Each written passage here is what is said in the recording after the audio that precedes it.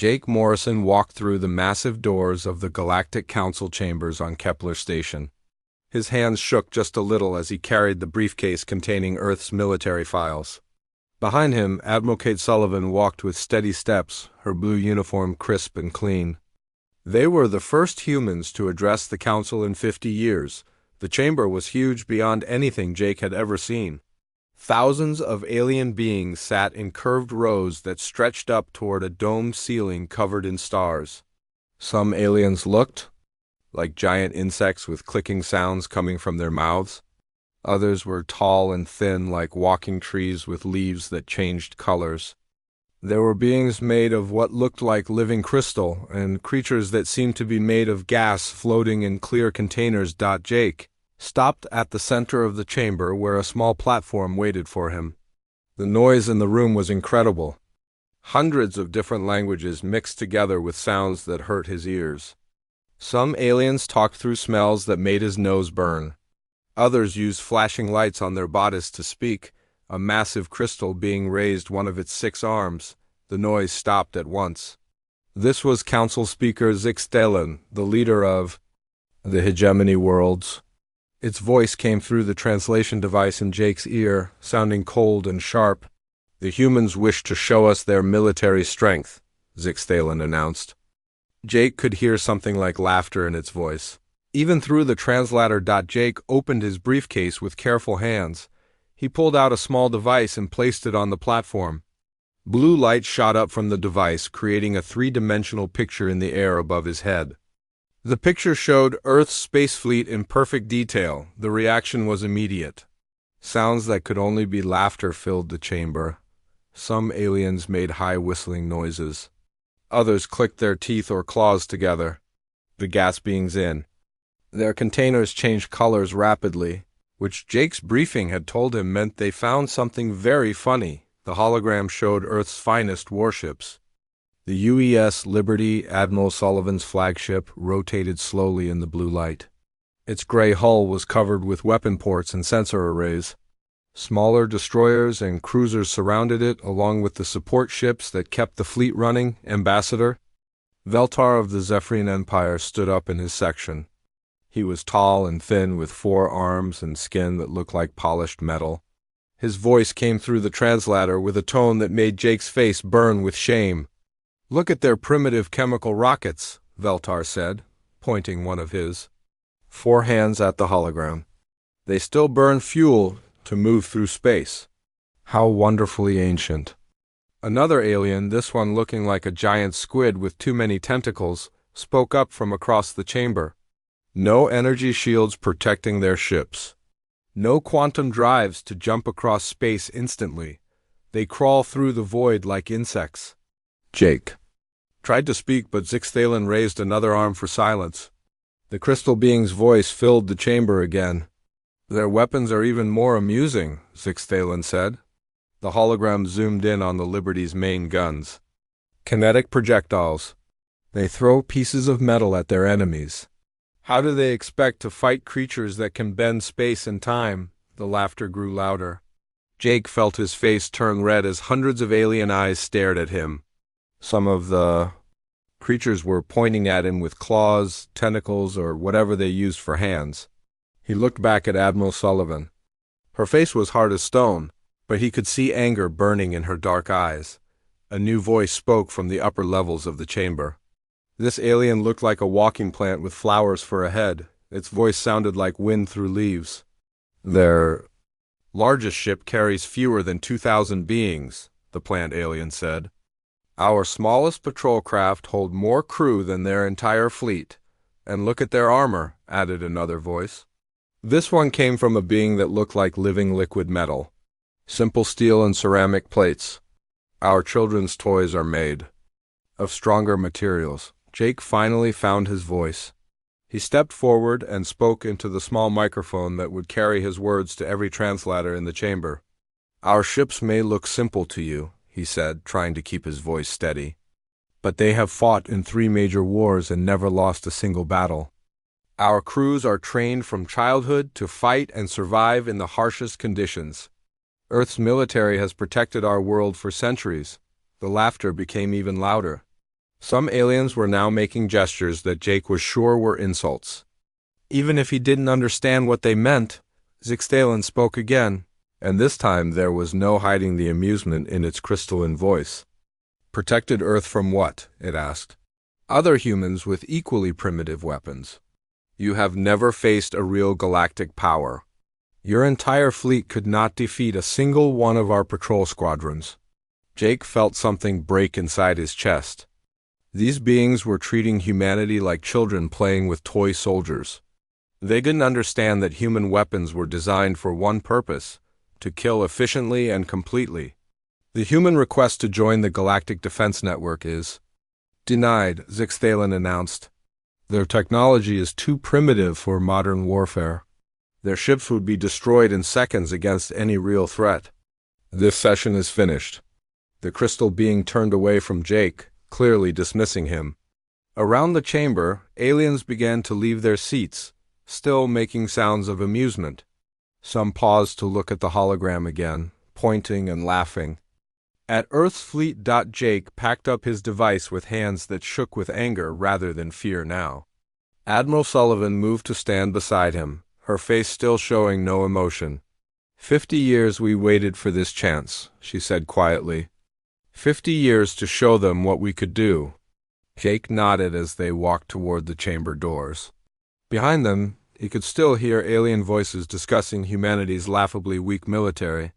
They talked about humans like they were an interesting, but harmless species that might be good for entertainment. As they left the chamber, Jake noticed that several aliens were recording the session on their own devices. He realized that videos of humanity's humiliation would probably be spreading across the galaxy within hours. Earth would become a joke told at alien dinner parties.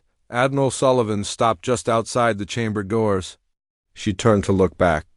At the massive room where thousands of advanced beings had just dismissed humanity as worthless. "They'll remember this day," she said softly. "Sooner than they think."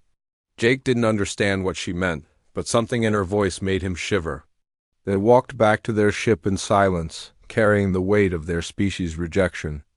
Behind them, the Galactic Council continued their business, already forgetting about the primitive humans and their laughably weak military. None of them noticed the small recording devices hidden in Jake's briefcase.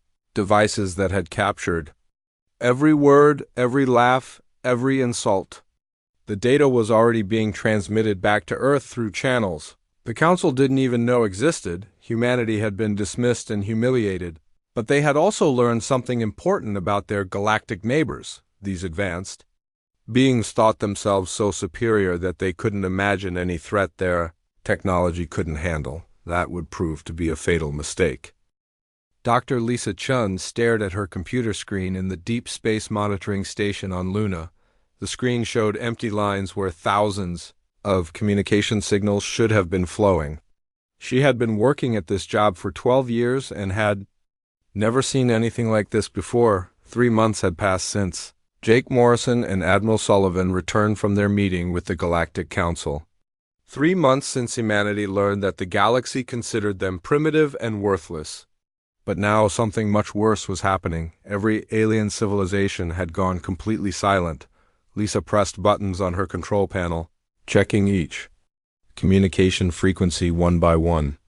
The hegemony worlds that usually sent thousands of messages every hour showed nothing. The Zephyrian Empire's military channels were empty. Even the trade networks that never stopped talking had fallen silent. "This can't be right," Lisa whispered to herself. She ran the diagnostic programs again, thinking her equipment must be broken, but every test came back normal. Her receivers were working perfectly. The problem was that nobody in the galaxy was transmitting anything. Lisa picked up her communication device and called Earth Command. General Ryan Parker answered after the first ring. His face appeared on her screen, showing the worry lines that had grown deeper over the past few months. "General, we have a serious problem," Lisa said. "All galactic communications have stopped. Every frequency is empty. It's like the entire galaxy just decided to stop talking at the same time." General Parker leaned forward in his chair. "How long has this been going on?" The last transmission I recorded was 18 hours ago, Lisa replied. It was a routine. Cargo manifests from a hegemony trade station. Since then, nothing. General Parker was quiet for a long moment. Lisa could see him thinking about what this might mean. A galaxy that never stopped talking had suddenly gone completely silent. That could only mean something terrible had happened. Keep monitoring all frequencies, the general ordered. If even one signal comes through, I want to know immediately. I'm calling an emergency meeting with the Defense Council. Lisa nodded and ended the call. She turned back to her screens, watching empty frequencies and hoping to see even the smallest signal. But the lines remained flat and silent. On the other side of the moon, Alex Foster was having his own problems. He ran the communications center for Proxima Station, humanity's farthest colony. The station was built on a small planet near Proxima Centauri, 4 light years from Earth. It served as an early warning system for anything coming toward human space. Alex had been trying to contact the alien trading post at Volf 359 for 2 days. The post was run by friendly aliens who traded exotic materials for human art and music. Alex spoke with them every week, but now their communication systems seemed to be completely dead. Maybe their equipment broke down, Alex said to his assistant, Jenny Walsh, but he didn't really believe that. The aliens at Volf 359 had backup systems for their backup systems. They would never go silent unless something had forced them to. Jenny was monitoring the deep space sensors when she suddenly sat up straight in her chair. Alex, I'm getting some strange readings on the long-range scanners. Something big is moving. Through hyperspace about 50 light-years away. Alex moved to look at her screen. The readings showed massive energy signatures moving at incredible speed, but the shapes were wrong. They didn't match any known ship design from any galactic civilization. Those things are huge, Jenny whispered. Each one is larger than a space station, and there are dozens of them. Alex felt ice form in his stomach. Ships that big could only mean one thing. Someone was moving a massive fleet through hyperspace. But who could build ships that large, and why were they moving toward the inner galaxy where most civilizations lived? Send this data to Earth immediately, Alex ordered. Use the emergency channels. 3 days later, Captain Nina Rodriguez received orders that would change her life forever. She commanded the UES Horizon, humanity's most advanced exploration ship. The Horizon was equipped with the newest sensors and communication equipment Earth could build. Her mission was simple but terrifying. Find out why the galaxy had gone silent. The Horizon jumped to hyperspace and headed for the Andromedan trade hub, one of the largest space stations in the galaxy. The hub was home to 50 million beings from hundreds of different species. If anyone was still alive out there, they would be at the trade hub. But when the Horizon dropped out of hyperspace, Captain Rodriguez found only horror. The trade hub was gone. In its place was a field of debris that stretched for millions of kilometers. Pieces of metal and plastic floated in space like the remains of a shattered toy. Some pieces were still glowing from whatever had destroyed them. Lieutenant Ben Hayes, the ship's science officer, ran scan after scan of the debris field. His face grew pale as the results came in. Captain, these readings don't make sense, he said. The station wasn't just destroyed, it was completely disintegrated. Whatever did this broke down the molecular bonds in the metal. I've never seen weapons that could do this. Captain Rodriguez stared at the view screen, watching pieces of what used to be a massive city floating in the darkness. 50 million people had lived and worked in that station. Now there was nothing left but scattered atoms. How long ago did this happen? She asked. Based on the radiation decay, I'd say about 72 hours, Ben replied. This happened right around the time the communications stopped. Captain Rodriguez felt a chill run down her spine. Someone had destroyed the trade hub at the exact same time the galaxy went silent. That could not be a coincidence. Set course for the hegemony home system, she ordered. We need to see if anyone else survived. But as the Horizon traveled deeper into what used to be civilized space, they found only more destruction. Entire star systems had been stripped bare. Planets that once held billions of people were now nothing but asteroid fields. Space stations. The size of moons had been reduced to clouds of dust. Whatever was destroying galactic civilization was thorough and efficient. They left nothing behind that could be used or salvaged. On the fourth day of their mission, the horizon detected something that made Captain Rodriguez's blood freeze.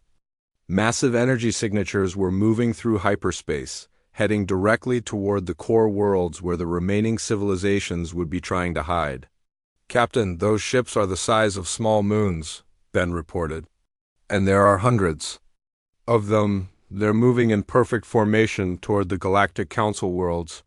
Captain Rodriguez realized with growing horror that whatever had destroyed the outer colonies was now moving toward the heart of galactic civilization. The beings that had laughed at humanity 3 months ago were about to face something that made human weapons look like toys. "Send a message to Earth," she ordered. "Tell them that the galaxy is under attack by unknown forces. Tell them that every advanced civilization we've found has been completely destroyed." As the message traveled toward Earth through hyperspace, Captain Rodriguez watched the massive fleet moving toward its next target. Soon, the beings who had called humanity primitive would learn what real destruction looked like, and somewhere in the darkness between stars, ancient intelligences that had slept for millions of years were finally awake and hungry. The emergency session of the Galactic Council was nothing like the grand gathering, where they had laughed at humanity 3 months earlier. Council Speaker Zixthalen stood in the center of a half-empty chamber, its crystalline body flickering, with stress patterns that made it look like a broken light. Many of the seats around the chamber were empty because the beings who used to sit in them were dead. Admiral Kethmar of the Hegemony military stood at his reporting station with his forearms shaking. His proud blue uniform was torn and dirty from the evacuation of his homeworld. When he spoke, his voice cracked with fear and exhaustion. "The Fourth Fleet is completely gone," he reported to the assembled survivors. 20 of our finest dreadnoughts, with full crews. They encountered the enemy near the Vega system. The battle lasted less than 10 minutes. No ships escaped to report what happened. Ambassador Veltar of the Zephyrian Empire looked nothing like the proud being who had mocked human technology. His metallic skin was dull and scratched, and one of his forearms hung useless at his side. His homeworld had been one of the first to fall to whatever was destroying galactic civilization. "Our capital defense grid was the strongest in the galaxy," Veltar said quietly. "Quantum disruption fields, plasma cannon networks, energy shields that could stop asteroid impacts. The enemy destroyed everything in 18 minutes. 50 billion people lived on our homeworld. Now it's a ball of cooling rock." Council Speaker Zixthalen turned to address the remaining delegates. Many of them were refugees who had escaped from destroyed worlds with nothing but the clothes they wore. The mighty galactic civilizations that had ruled space for thousands of years were being crushed like insects. "We need answers," Zixthalen announced. "What are these creatures that call themselves the Devourers? How do they destroy our most powerful weapons so easily?" Dr. Yithson, the Council's chief scientist, stepped forward with a datapad in his tentacles. His research had cost him 3 laboratory ships and hundreds of assistants, but he finally had some answers about their enemy. "The Devourers are unlike anything we have ever encountered," Dr. Yithson began. "They appear to be part machine and part living organism. But the most terrifying thing about them is how they fight. They don't just destroy our technology, they consume it." The remaining delegates leaned forward to hear his words. Understanding their enemy might be the only way to survive. "Every time we fire an energy weapon at them, they absorb the energy and become stronger," Dr. Yithson continued. "Our plasma cannons feed them power. Our quantum disruptors give them new abilities. The more advanced our weapons are, the more they help our enemies." Ambassador Felinara from the Centaur Republic spoke up from her section. Her people had tried to negotiate with the Devourers when they first appeared. The attempt had cost them their entire diplomatic corps. "They tried to communicate with us at first," she said. "The message was simple. They called us food. They said our technology was delicious and our energy was sweet. They thanked us for developing such wonderful weapons for them to eat. A shiver of fear ran through the chamber. The Devourers weren't just destroying galactic civilization. They were enjoying it. Council Speaker Zixtalen raised one of its arms for attention. Our combined fleets are gathering at the Kepler defense line, every remaining ship from every surviving world. Surely our united forces can stop them. But even as it spoke, new reports were coming in. The Kepler defense line was under attack. Ships that had taken decades to build were being destroyed in minutes. The greatest military force ever assembled in galactic history was falling apart like a child's toy. Dr. Yithsan looked at his datapad again and shook his head sadly. Our united fleet is making them stronger. Every ship we send gives them more energy to consume. We're feeding them our own weapons. The terrible truth settled over the chamber like a heavy blanket. Everything that made galactic civilization advanced and powerful was exactly what their enemies wanted. Their energy shields, their quantum weapons, their faster-than-light drives, all of it was food for the Devourers. Then what can we do? Asked Ambassador Veltar. How do we fight? Enemies that eat our technology. For a long moment, no one answered. The surviving leaders of galactic civilization sat in silence, trying to think of a solution that didn't exist. Their most powerful weapons were useless. Their strongest defenses made them weaker. Then Council Speaker Zixtalen did something. That would have been impossible before the Devourers came. It activated the communication system and sent a signal toward a small yellow star on the edge of the galaxy. A star that orbited a primitive world called Earth. Jake Morrison was eating breakfast in his apartment on Earth when the call came through. He almost choked on his coffee when he saw who was calling. Council Speaker Zixtalen appeared on his communication screen, looking nothing like the proud being who had dismissed humanity 3 months earlier. Ambassador Morrison, Zixtalen began, and Jake could hear desperation in its translated voice. We need to speak with you immediately.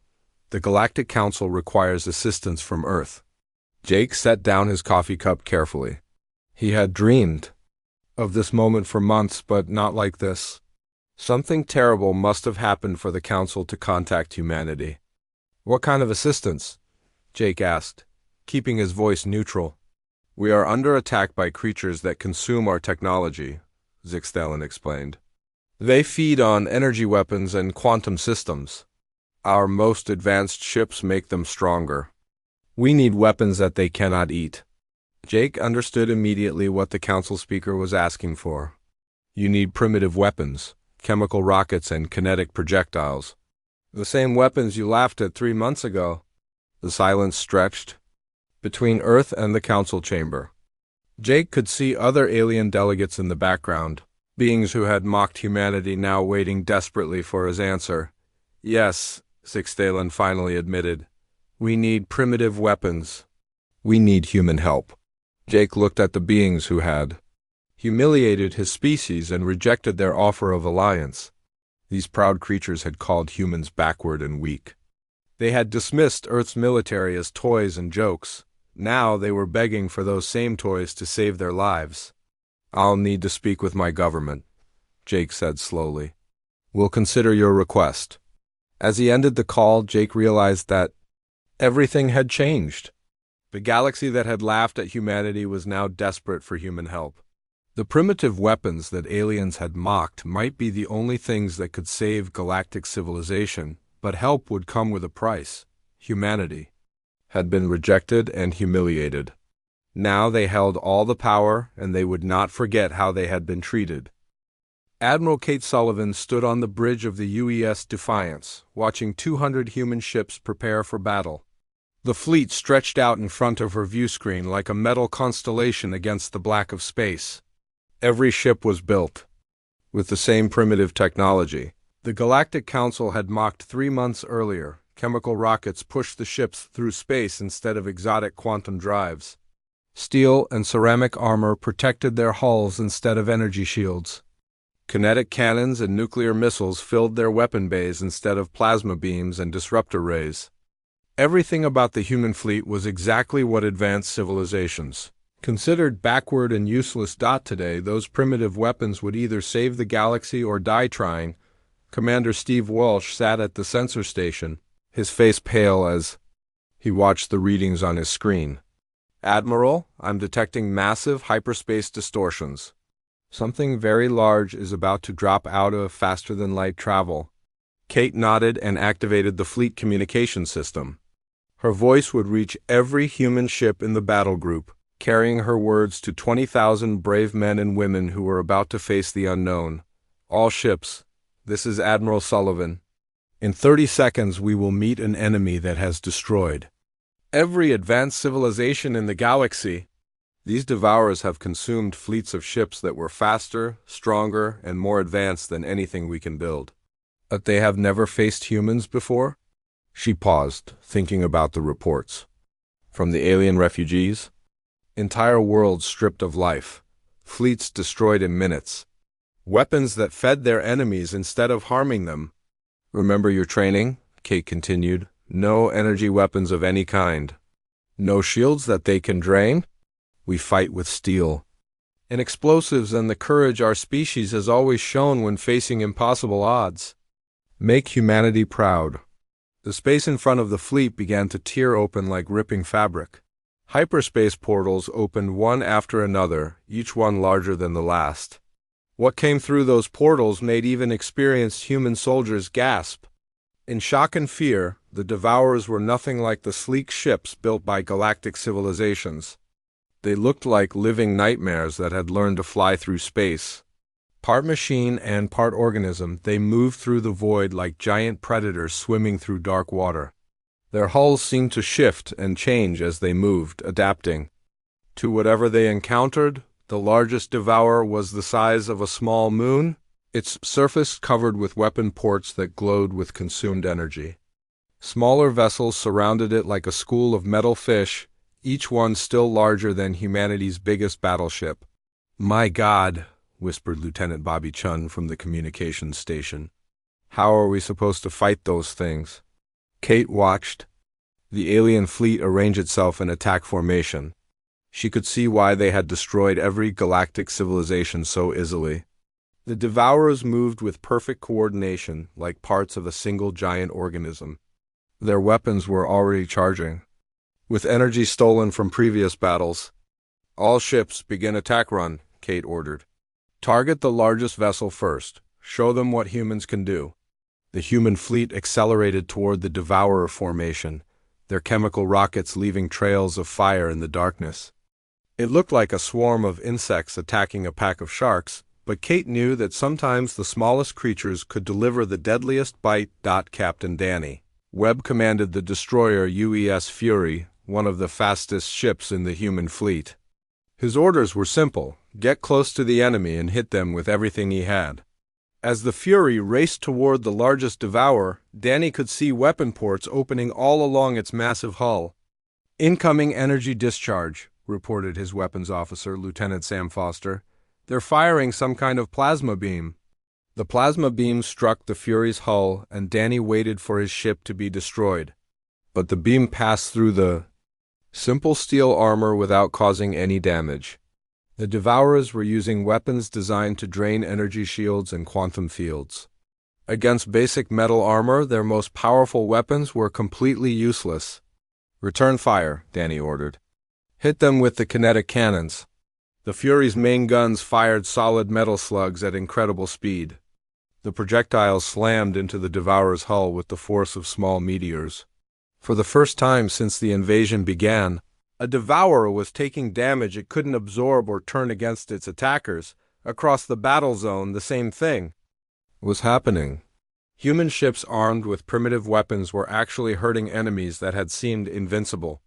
Nuclear missiles exploded against Devourer hulls, tearing holes that couldn't be healed by consuming energy. Kinetic projectiles punched through armor that had laughed at quantum disruptors, but the Devourers were not defenseless. They began to adapt their tactics, using their superior size and numbers to overwhelm the smaller human ships. The UES Courage was crushed between two Devourer vessels that moved like living things. The UES Honor disappeared in a cloud of debris when it flew too close to a weapon that fired pieces of dark matter. Lieutenant Commander Amy Foster led a squadron of small fighters on a desperate attack run against a Devourer command ship. Her fighters carried nothing but conventional explosives and machine guns, weapons that belonged in museums by galactic standards. But when the explosives detonated inside the Devourer's hull, they caused damage that energy weapons never could. Amy's fighter was caught in the explosion and destroyed, but her sacrifice crippled a ship that had consumed 3 alien dreadnoughts without taking a scratch. Captain Danny Webb saw his chance when the largest Devourer turned to engage another human battleship. The creature's attention was focused elsewhere, leaving one side of its hull undefended. Danny made a decision that would have horrified any sane military officer. "All hands prepare for ramming speed," he announced over the ship's communication system. "We're going to hit that thing head-on." The Fury accelerated directly toward the massive Devourer, its nuclear reactor pushed beyond safe limits. The ship's hull began to glow from the heat of atmospheric friction as it raced through space debris. At the last second, Danny activated the Fury's self-destruct system. The explosion when the Fury hit the Devourer was visible from 1,000 kilometers away. Nuclear fire tore through the creature's hull, destroying systems that had been built to consume energy. The largest Devourer, the flagship of an invasion fleet that had destroyed countless worlds, began to break apart under the force of a primitive human weapon. Seeing their leader fall, the remaining Devourers began to retreat for the first time. In their invasion, they had encountered prey that fought back with weapons they couldn't eat. The surviving alien ships fled back into hyperspace, leaving behind the wreckage of vessels that had seemed invincible. Admiral Kate Sullivan watched the enemy retreat from the bridge of the Defiance. Around her, the surviving human ships began rescue operations, searching for survivors from the vessels that had been destroyed in the battle. Of the 200 ships that had started the fight, only 47 were still intact. But they had won. Humanity had faced the destroyers of galactic civilization and emerged victorious.